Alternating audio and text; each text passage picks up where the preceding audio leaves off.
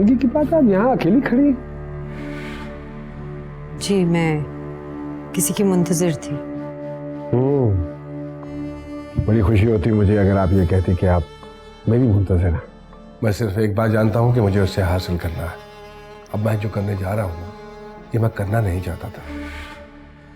क्या करेगा तू? अगर तुम्हारी बात ढंग की हुई तो वो खुद तुम्हारी मदद करेंगे, पढ़े लिखे लोग हैं। मुझे ये शादी नहीं करनी।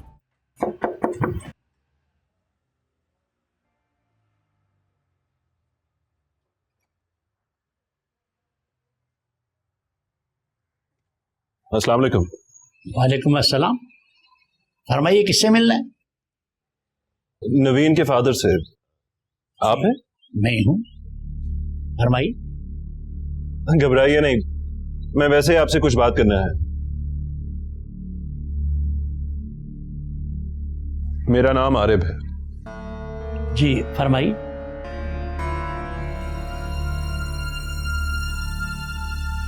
मैं नहीं जानता इस मुलाकात के बाद आपकी क्या फीलिंग्स होंगी, लेकिन आपसे मिलना जरूरी था। आपके आने का मकसद? नवीन के हवाले से कुछ बात करनी है आपसे, अगर आप इजाजत दें तो। नवीन के बारे में आप क्या बात करना चाहते हैं? आप उसका रिश्ता तय कर चुके हैं?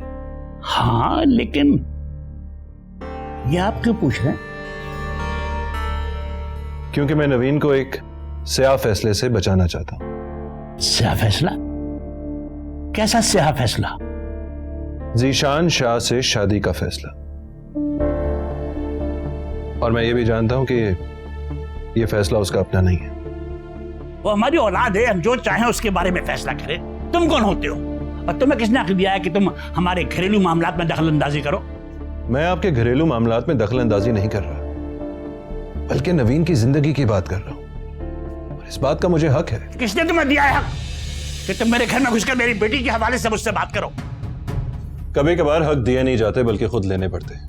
मैं नवीन के जज्बात और एहसासात किसी अमीर आदमी के कदमों तले रोने नहीं दूंगा, और आपको भी यही करना चाहिए अगर आप यह दावा करते हैं कि आपको अपनी बेटी से मोहब्बत है। हमें मत सिखाओ कि हमें क्या करना चाहिए। माँ बाप का औलाद पे हक होता है। लेकिन माँ बाप होने का यह मतलब नहीं है कि आप अपनी बेटी को खुदकुशी पे राजी कर लें। यह शादी नवीन की खुदकुशी होगी। मुझे मत सिखाओ ये फलसफा। अच्छा गुस्सा ना करें, आपका ब्लड प्रेशर चढ़ जाता है। मैं तुम्हारी नीयत समझ रहा हूं कि तुम मेरी बेटी के बारे में क्या बात करना चाह रहे हो। नहीं, आप नहीं समझ रहे।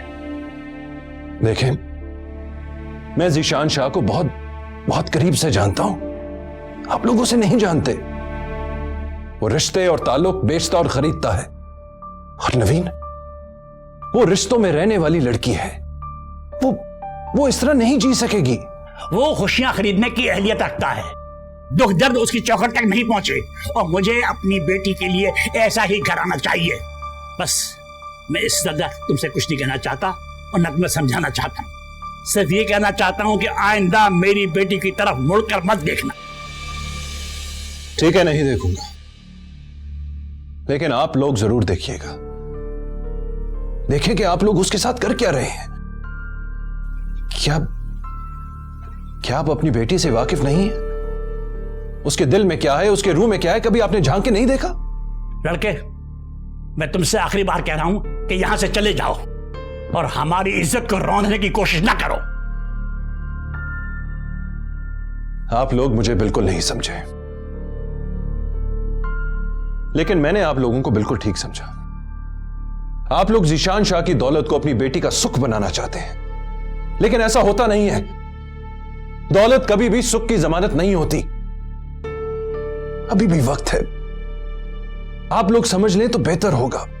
प्लीज। खुदा हाफिज।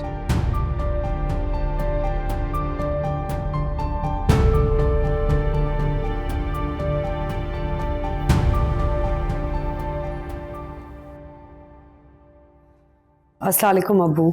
अस्सलाम वालेकुम मम्मी। आरिफ यहां आया था।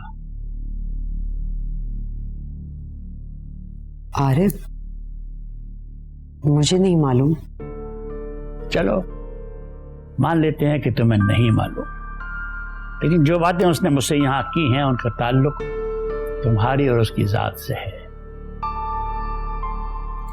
क्या तुम उसे पसंद करती हो या सिर्फ वो तुम्हें चाहता है?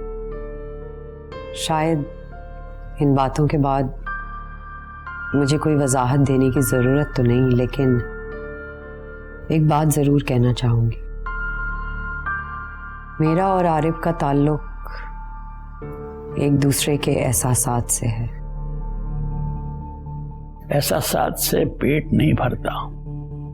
जब इंसान माशी दुखों से गुजरता है ना, तो ये एहसासात वगैरह सब दम तोड़ देते हैं।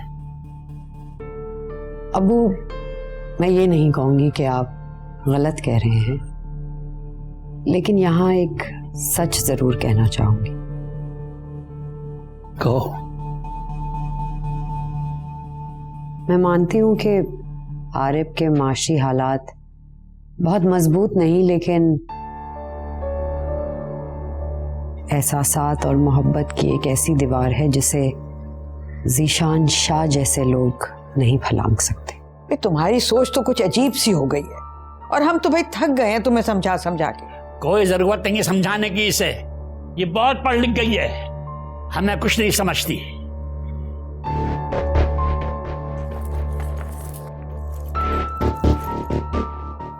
मुझे लगता है कि मैं आप लोगों पर एक बोझ बनती जा रही हूँ।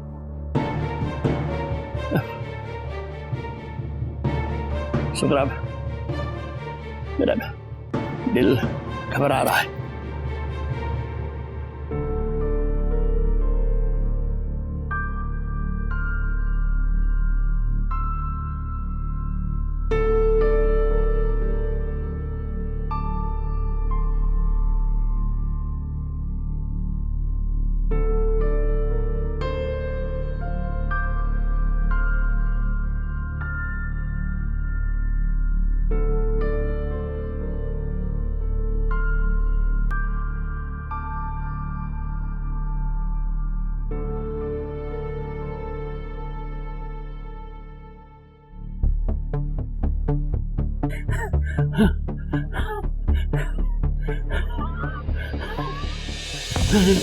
अरे क्या हुआ आपको? क्या हुआ? अरे क्या हो गया? नवीन, नवीन बेटा जल्दी से आओ। अब्बा, क्या हुआ अब्बा को? मेरा ख्याल है तुम जल्दी से जाके ना एम्बुलेंस मंगाओ, अस्पताल ले जाना होगा। जाओ जाओ जाओ। क्या हो गया?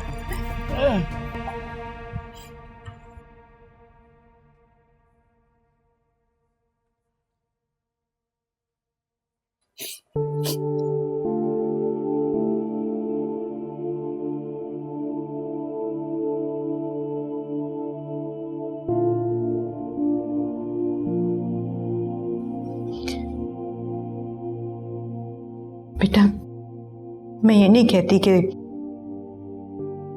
तुम अपने बाप पर तरस खाकर अपना फैसला बदल दो। मैं सिर्फ ये चाहती हूँ कि तुम्हारे बाप के दिल पर जो इतना बोझ है, बस उसे जरा कम कर दो। मैंने क्या मांगा है आप लोगों से? अपने जीने का हक ही तो मांगा है। तुम जानती हो बेटा, हम तुम्हें कितना प्यार करते हैं। तुम्हारे सिवा हमारा है कौन? देख लिया मैंने आप लोगों का प्यार। अरे नहीं बेटा, ऐसे नहीं कहते। माँ बाप के कुछ फैसले ऐसे होते हैं जो औलाद को कड़वे लगते हैं, लेकिन उनका नतीजा अच्छा होता है। आप मेरी किस्मत नहीं बदल सकती अम्मा। देखो बेटा, एक बात का ख्याल रखना, तुम्हारा कोई भी बुरा रवैया तुम्हारे अब्बू के लिए खतरनाक हो सकता है। बेटा, कुछ भी हो सकता है। मेरा यकीन करें अम्मा, मैं आप दोनों से बहुत मोहब्बत करती हूँ। हाँ बेटा, हमें भी तुम्हारी बहुत फिक्र है। तुम्हारा सुख हमें अजीज है। कितनी अजीब बात है, आप लोगों को मेरे सुख की कितनी परवाह है, लेकिन मुझे मेरे सुख के बारे में सोचने का कोई इख्तियार नहीं। कोई दामन छुड़ाता है जंजीर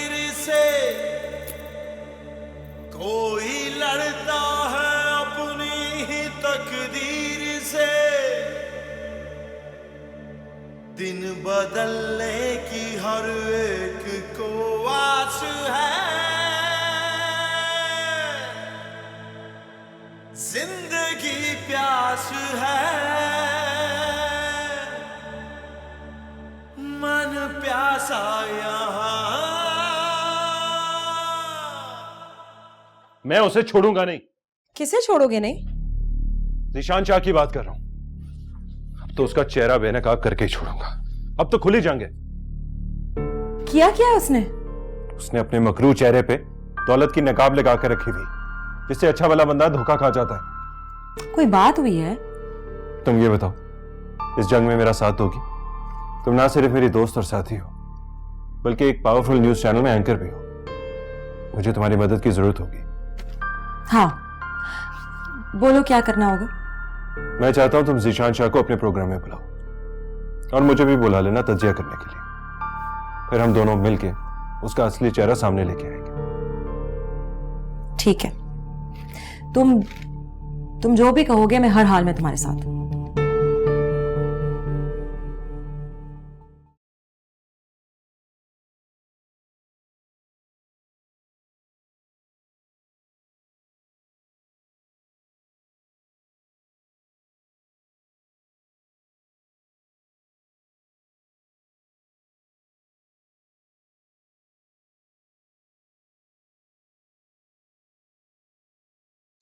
जीशान शाह, अब तू मेरे कलम के वार से नहीं बच सकता। मैं तेरी मसनूई शख्सियत का चेहरा उतार के फेंक दूंगा। आज मैं ये सोचने पे मजबूर हूं कि हमारी सब्जा उगलने वाली जमीन सब्जा उगाने से माजूर क्यों हो रही है। क्यों हमारी झीलें, हमारे दरिया हमें प्यासा रखने पे मजबूर हैं। इंडस्ट्रियल जोन में फैक्ट्रीज और छोटी बड़ी सनतों की ड्रेनेज की वजह से हमारी नहरों का पानी जहरीला हो रहा है, और नहरों का यही जहरीला पानी काश्तकारों को ज़राअत के लिए दरकार होता है। लोग अपने मफाद की खातिर करोड़ों लोगों की जान से खेल रहे हैं। ज़मीन की आलूदगी ने तरक्की पजीर ममालिक को सबसे ज़्यादा नुकसान पहुँचाया है। ज़िंदगी की सबसे अहम ज़रूरत पानी इंसानी गलतियों के बायस इंतहाई आलूदा हो चुका है और ज़िंदगी बचाने के बजाय इंसानी सेहत के लिए मुज़र होता जा रहा है। आए दिन साहिलों पर आलूदा पानी की वजह से हज़ारों मछलियाँ मुर्दा पाई जाती हैं। यह आलूदा पानी कुदरती तवाज़ुन के बिगाड़ का सबब और फसलें तबाह करने का बाइस भी बनता है।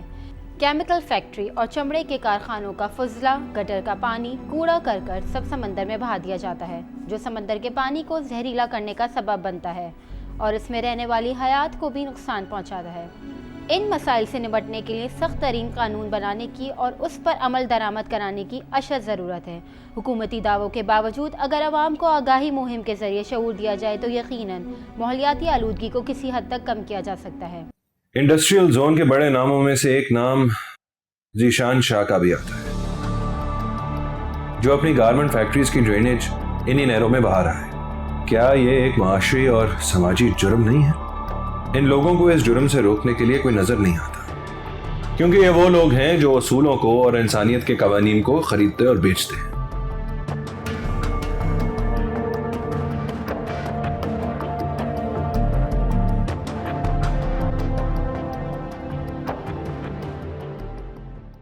क्या तुम चली जाओगी?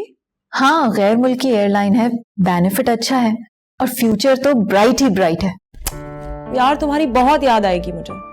मेरा दिल तुम्हारे बगैर कैसे लगेगा? हमारा दोस्ती का सफर तो रुक जाएगा। सफर क्यों रुक जाएगा? तुम्हारे पास है ना वो जंगी तैयारा, उसके साथ रखना अपना सफर जारी। जंगी तैयारा क्यों कहा उसे? तो और क्या कहूँ, देखो ना करप्ट लोगों पर कैसे ताबड़तोड़ हमले कर रहा है। मैं देखती हूँ।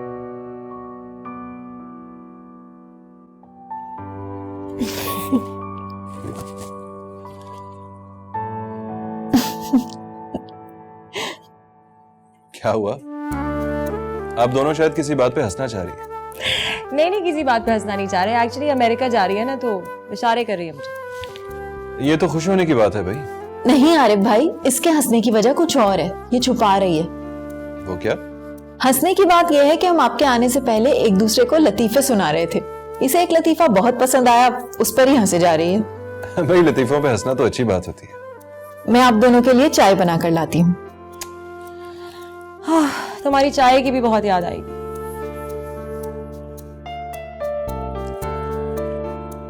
सुनो, तुमने जीशान शाह वाले इंटरव्यू के लिए कुछ तैयारी की है?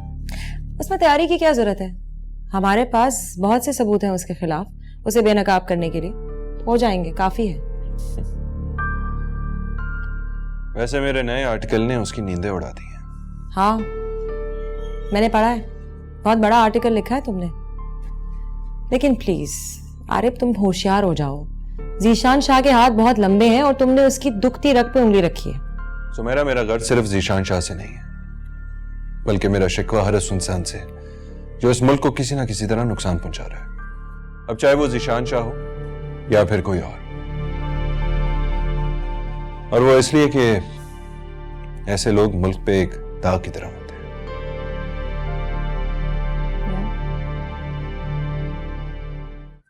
अस्सलाम वालेकुम नाजरीन, मैं हूं सुमेरा और सुमेरा के हकायक के साथ एक बार फिर आपके सामने हाजिर। मुल्क हमसे क्या तकाजा कर रहा है? मफादात की जंग ने मुल्क को किस नहज पे लाके खड़ा किया है? क्या हमारी नजर मुल्क के वसाइल से हट चुकी है? क्या हम सिर्फ अपने ज़ाती मफादात की लड़ाई लड़ रहे हैं? यही टॉपिक है आज की गुफ्तगू का और मेरे साथ स्टूडियो में मौजूद है गुफ्तगू करने के लिए मुल्क के नामवर और कामयाब बिजनेसमैन और सियासी शऊर रखने वाली शख्सियत जीशान शाह साहब। अस्सलाम वालेकुम। इसके अलावा हमारे पास मौजूद है गुफ्तगू और तज्जिए करने के लिए नामवर सहाफी आरिफ अहमद साहब। इनका नाम किसी तारुफ का मोहताज नहीं, इनके सोशल मीडिया पे आर्टिकल्स ने कौम में, अवाम में खासी मकबूलियत हासिल की है। लेकिन सबसे पहले हम बातचीत शुरू करते हैं जीशान शाह साहब से। अस्सलाम वालेकुम जीशान साहब, thank you so much for coming to our studio. आपसे मैं ये पूछना चाहूंगी कि आपको नहीं लगता कि मुल्की इदारों को नुकसान पहुंच रहा है हमारे सियासतदानों की ज़ाती मफादात की जंग से? बिस्मिल्लाहिर्रहमानिर्रहीम। देखिए, मेरे नज़दीक ये सब बेबुनियाद है, गलत है, कोई हकीकत नहीं है इसमें। मुल्क में ये जितने भी तरक्याती काम हो रहे हैं और जितने भी ये तरक्याती मंसूबे हो रहे हैं, वो सब सियासतदानों और हुकूमत की आला हिकमत अमली की वजह से ही पाया तकमील तक पहुँच रहे हैं। और इस सब में जो हमारे इदारे हैं वो बहुत एक अहम किरदार अदा करेंगे। ये समझ लीजिए कि वो ब्रिज का काम कर रहे हैं हुकूमत और सियासतदानों के दरमियान। आरिफ साहब, आपने इनकी बात सुनी, आप इस बात पे कोई कमेंट नहीं करना चाहेंगे? देखिए, जीशान शाह साहब जो हैं एक कारोबारी आदमी हैं और सब जानते हैं कि हर हुकूमत में ही इन्होंने अपने बिजनेस को तरक्की दी है।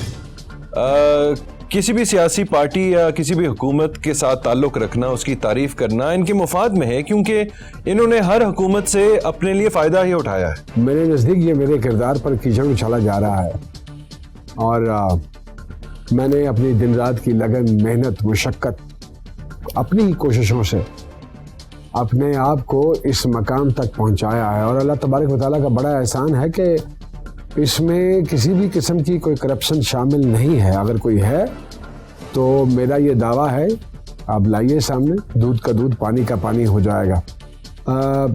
हम सियासतदानों ने, स्पेशली वो सियासतदान जो कारोबार कर रहे हैं, हमने अल्हम्दुलिल्लाह हर दौर में हुकूमतों को ज़र मुबादला कमा कर दिया है, तो चाहे किसी भी जमात की हुकूमत हो। नाइंसाफ़ी और बेईमानी से ये मेरा ईमान है कि आप कभी भी इस मकाम तक नहीं पहुंच सकते जिस मकाम पे अल्लाह तबारक व तआला ने हमें पहुंचाया है। मैं शाह साहब से ये पूछना चाहता हूँ कि क्या उनके हर पार्टी से, हर मुख्तलिफ पार्टी से ताल्लुकात नहीं रह चुके क्या? महंगी महंगी ज़मीनों को सस्ते रेट्स पे ख़रीद के इन्होंने क्या अपने बिजनेसेस को मज़ीद तरक्की नहीं दी क्या? जीशान साहब, करोड़ों लोग इस वक्त आपको इस टॉक शो में देख रहे हैं, आप पे इल्जामात लगा रहे हैं। आरिफ साहब, क्या ये दुरुस्त है और आप क्या कहना चाहेंगे इस बारे में? मैं तो ये कहूँगा कि मेरे भाई ने अभी नया नया सहाफ़त में कदम रखा है। अभी ये सियासत और सहाफ़त, इन दोनों के दाव पेचों से अच्छी तरह वाकिफ़ नहीं है और ना ही उनकी नज़ाकतों को बखूबी जानते हैं। इनको तो मेरे ख्याल में ये भी मालूम नहीं है कि कौन सी बात किस वक्त कहनी चाहिए, कैसे कहनी चाहिए भी या नहीं कहनी चाहिए। जनूनी शख्स हैं, जवानी का जोश है। मेरे ख्याल में इस तरह का जो जुनून होता है नए नए जोशीले जुनूनी सहाफ़ियों में, वो अक्सर जो हमारी मुखालिफ सियासी जमातें हैं वो इस्तेमाल करती है। तो मेरे भाई भी किसी के हाथों इस्तेमाल हो रहे हैं। जी बिल्कुल नहीं, मैं किसी भी सियासी पार्टी के लिए नाकाबिले इस्तेमाल हूं। देखें, ये बहुत अफसोसनाक बात है कि पाकिस्तान में सियासत जो है वो इंसानी खरीदो फरोख्त का कारोबार बन चुकी है, लेकिन मैं बिकाऊ नहीं हूं। ये तो हर कोई कहता है, अभी नया नया जुनून है। वक्त के साथ साथ इंशाल्लाह ताला पता चल जाएगा मुझे भी, आपको भी, आवाम को भी, कि कौन बिकाऊ है और कौन बिकाऊ नहीं है। मैं चाहता हूं कि शाह साहब से यह पूछा जाए कि क्यों इनके करप्शन में गिरफ्तार लोगों से इतनी गहरी दोस्तियां हैं। इनके इंडस्ट्रियल जोन में जो फैक्ट्री है उसमें जो नाजायज वाटर कनेक्शन अभी लगाया गया नया, वो किस तरह हासिल किया इन्होंने। फिर इनके लेदर गारमेंट्स की एक फैक्ट्री है जिसकी ड्रेनेज जो है एक इतनी खतरनाक जगह पे हो रही है कि लाखों लोग मुतासिर हो रहे हैं उससे। क्या ये सब कुछ इनकी इंसानियत के साथ दुश्मनी नहीं है? मेरे नजदीक ये बेबुनियाद इल्जामात लगाए जा रहे हैं, मेरी नेक नामी पर उंगली उठाई जा रही है। देखिए, सहाफत में आने का मतलब ये हरगिज नहीं होता है कि आप इस तरह टॉक शोज में बैठकर या पब्लिक फोरम पर बैठकर किसी की भी इज्जत को उछालें। देखिए, मैं कोई भी जो बात है वो बेबुनियाद नहीं कर रहा।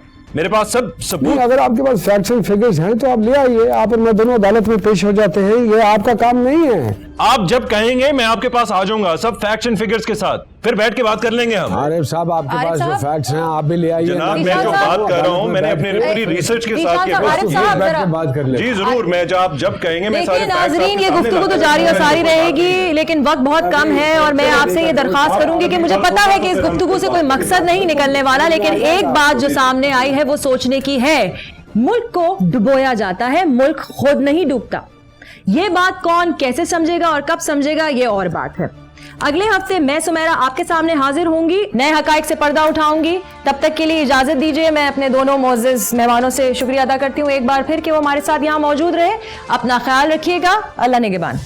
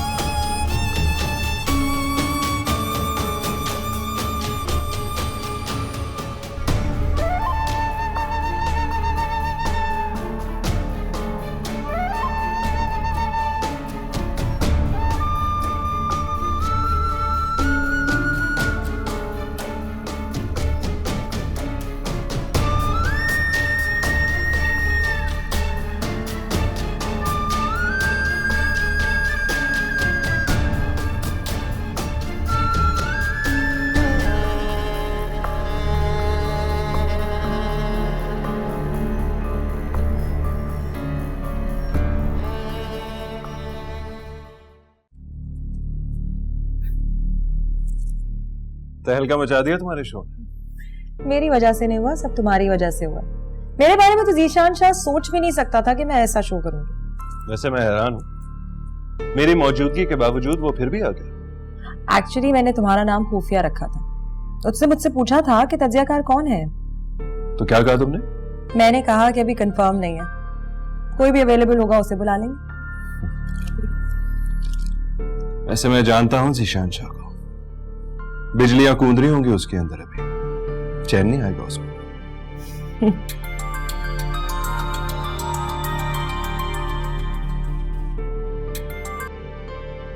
हेलो। पर तुझे शायद अंदाजा नहीं है कि हम ऊंचा उड़ने वालों के पर काट दिया करते हैं।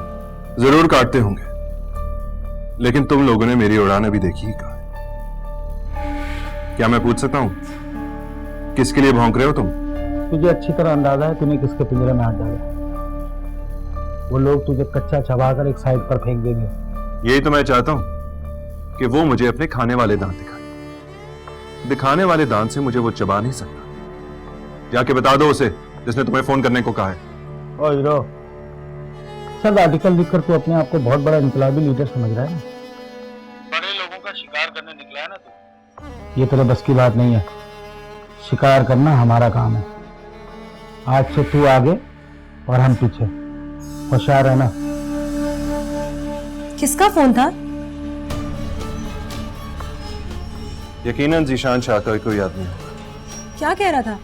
क्या धमकियां दे रहा था। कह रहा था कि मेरी जान मुश्किल में डाल दे। देखो आरिफ, अब वो फोन करता है ना, तुमने बात नहीं करनी है उससे, बल्कि अपना फोन बंद कर दो। बल्कि एक काम करो, अपना नंबर चेंज कर लो, सिम चेंज कर लो, और हो सके तो अपनी अम्मी के साथ लाहौर चले जाओ प्लीज। क्या हो गया तुम्हें सुमेरा? मैं इन लोगों की फजूल बातों की वजह से डर जाऊंगा क्या? मेरी कुछ माशरती जिम्मेदारियां भी हैं। कानूनी तौर पे इन लोगों से निपटूंगा। मैं तो चाहता हूं बल्कि अटैक करें ये लोग मुझ पे, ताकि मेरे पास कोई सबूत हो। कैसी बातें कर रहे हो? खुदा ना करे तुम्हें कुछ हो। सुमेरा, जिंदगी से ज्यादा मैं जी नहीं सकता, और जितना जीना है उससे पहले मर नहीं सकता। तुम एक काम करो ना, आलिया भी लाहौर चली गई, अम्मी घर पे हैं, मैं उनको कुछ दिनों के लिए यहीं रोक लेता हूं। तुम अम्मी के साथ घर पे ही शिफ्ट हो जाओ। हाँ।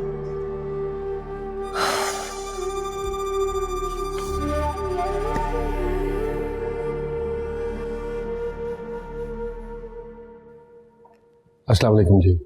वालेकुम अस्सलाम वालेकुम। क्या बात है, खैरियत?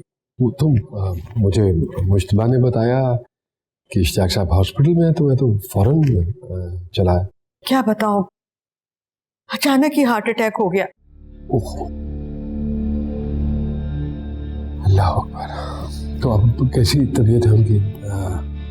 और मैं तो हैरान हूँ आप पे कि आपने मुझे इतला ही नहीं दी, इतना गैर समझा आपने मुझे। नहीं बेटा, ऐसी बात नहीं है। हमने तो बस ये सोचा कि तुम मसरूफ होगे, सहमत होगी तुम्हें। अरे मसरूफ? हेलो भाई, अभी नहीं मैं कर सकता बात, बस वो जितनी भी अपॉइंटमेंट्स हैं सब कैंसिल कर दीजिए। और हाँ, वो मलेशिया का टिकट भी कैंसिल कर देना, जब तक अगली डेट ना दो। जो समझा रहा हूँ बिल्कुल वैसा करो ना भाई। ओके ओके, खुदा हाफिज़। अरे बेटा, क्या कर रहे हो? क्यों अपना काम छोड़ रहे हो? नुकसान होगा ना तुम्हारा। अरे कैसी बातें कर रही हैं आप? इश्तियाक साहब हॉस्पिटल में हूँ और मैं कारोबार, मुमकिन नहीं है ये। और ये छोटा मोटा नुकसान कुछ नहीं कहता है मुझे। अस्सलाम वालेकुम आरिफ, कैसे हैं आप? जीशान शाह साहब, आप यहाँ कैसे? हाँ, वो मेरा एक पेशेंट है जी इधर आईसीयू में, इश्तियाक साहब। जी जी, वो मेरे ही पेशेंट हैं। How is he now? He is in danger. दुआ की बहुत ज़रूरत है, बाकी हम अपनी पूरी कोशिश कर रहे हैं। किसी भी चीज़ की ज़रूरत हो तो प्लीज़ आप बिल्कुल आपने कॉम्प्रोमाइज़ नहीं करना है। हम फैमिली वाले हैं, हम साथ हैं, और आपको कुछ भी, बल्कि अगर आपने बाहर भी भेजना हो तो कोई ऐसा मसला नहीं है। We can take him outside. पैसे की बात नहीं है शाह साहब, जिंदगी और मौत ऊपर वाले के हाथ में है। वैसे मैं पूछ सकता हूँ, इनसे आपका रिश्ता क्या है? मेरे वालिद की तरह है जी वो, बिल्कुल मैं उन्हीं की फैमिली का हिस्सा हूँ। लेकिन आप ये बात छोड़िए, बस किसी भी चीज़ की ज़रूरत हो, कोई भी खर्चा हो तो घबराइएगा नहीं। और दूसरी बात ये कि जैसे ही वो आईसीयू से मुंतकिल होते हैं कमरे में, तो काइंडली एक फेवर कीजिएगा, ऑर्डिनरी कमरे में मत डालिएगा। ये should be given a VIP room जी। बेहतरीन मेडिसिन और बेहतरीन केयर चाहिए मुझे, कुछ भी हो जाए प्लीज़। जी जी, आप बेफिक्र रहें, ऐसा ही होगा। Thank you, thank you. शुक्रिया बेटा, तुम्हारे आने से कुछ ढारस बंधी है। देखो, घर में खुशी के दिन आने लगे थे कि ये अचानक से ये बंगली, ये शादी, ये सब बात की बातें हैं। हमारे लिए इस वक्त जरूरी और कीमती जो है वो इश्तियाक साहब की जिंदगी है। ये देखा जाएगा बाद में सब कुछ। और एक बात और, हॉस्पिटल की आप बिल्कुल परवाह मत कीजिएगा, किसी भी चीज़ की परवाह करने की आपको ज़रूरत नहीं है। सब कुछ मैं खुद हैंडल कर लूँगा। अगर उनको किसी दवाई की ज़रूरत पड़ेगी तो वो खुद ही मंगवा लेंगे, आपको तकलीफ नहीं देंगे। जो मैं कह रहा हूँ आप बस वो सुनिए। मेरा सेल नंबर है आपके पास, किसी भी चीज़ की ज़रूरत हो कोई भी वक्त हो, आपने बगैर सोचे समझे मुझे फोन कर देना। जो मैं कह रहा बेटा हूं आपका। शुक्रिया। भाई बढ़िया, मैं फिर शाम को चक्कर लगाता हूँ जी, ठीक है? सुनिए, आपका शुक्रिया।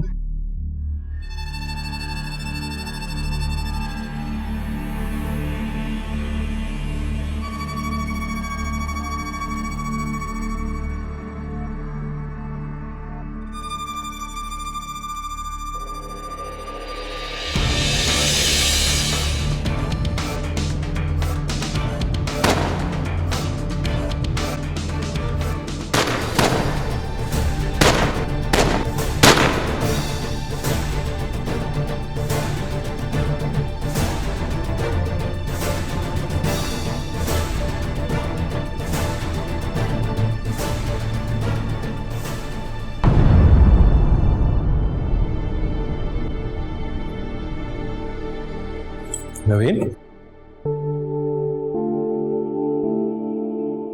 तुम यहाँ?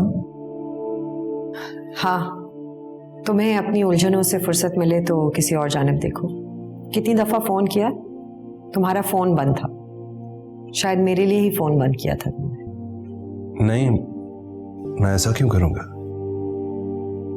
एक्चुअली कुछ लोग मुझे जान से मारने की धमकियां दे रहे थे। सुमेरा ने मुझसे कहा कि तुम सिम बदल लो। बहुत अच्छा करते हो, सुमेरा से जिंदगी गुजारने का सलीका पूछते रहते हो। अगर सिम बदलनी थी तो गलती से मुझे बता ही दिया होता। और ये हाथ पे क्या हुआ? बस अभी थोड़ी देर पहले गाड़ी में बैठने लगा था तो कुछ लोगों ने मेरे ऊपर फायरिंग कर दी। क्या? कौन लोग थे वो? क्या करोगी जान के? खैर, तुम यहाँ क्या कर रही हो? अब्बा को हार्ट अटैक हुआ है, आईसीयू में है वो। क्या? कब? और तुमने मुझे बताया क्यों नहीं?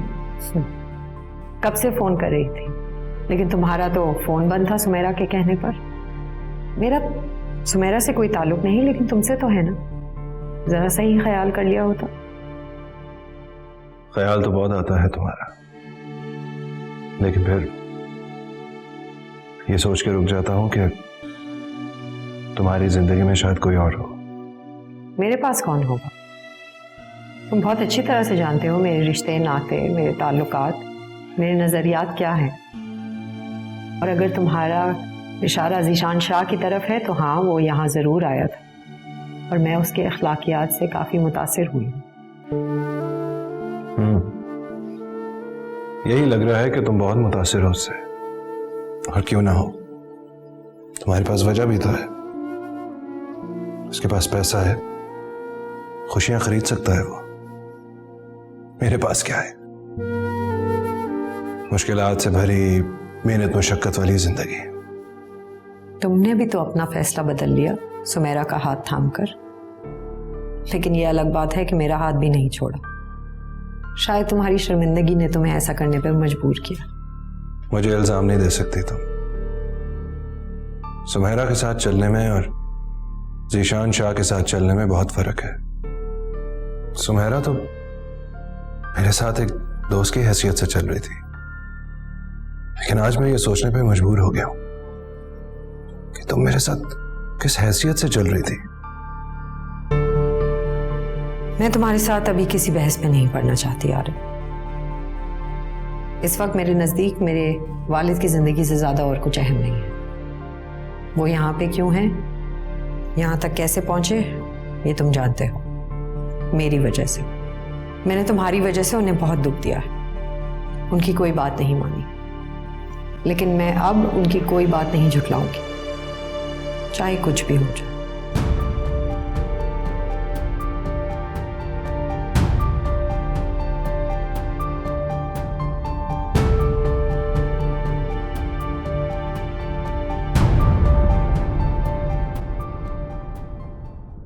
तो फिर जाओ, जाकर पहन कर आओ, हमें दिखाओ, हम भी तो देखें तुम कैसी दिखती हो। लेकिन खामोशी से जाना है। जो हुकुम शाह जी।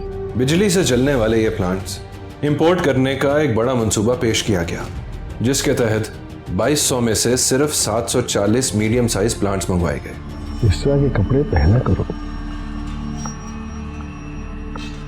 तुम पे अच्छे लगते हैं, लेकिन तब जब मैं कहूं। तो तुम क्या समझते हो, इससे आरिफ की जिंदगी पर असर पड़ने वाला है? मर जाएगा साला तड़प तड़प के।